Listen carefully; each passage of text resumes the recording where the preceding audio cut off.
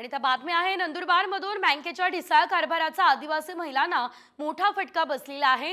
तर ई-केवायसी साठी आदिवासी महिलांना चक्क बँकेबाहेर झोपण्याची वेळ आलेली आहे। नंदुरबारच्या शहादा शहरातील हे विदारक चित्र समोर आलेलं आहे। तर तेथील आढावा आमचे प्रतिनिधी सागर निकवाडे यांनी घेतला, बघूया।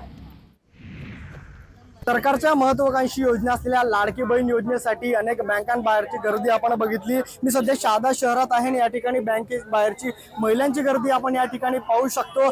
गेट देखील या ठिकाणी बंद करण्यात येत असतो। कधी कधी या कर्मचाऱ्यांवरची या नागरिकांना दमदाटी देखील केल्याचा या ठिकाणी प्रकार घडला आहे।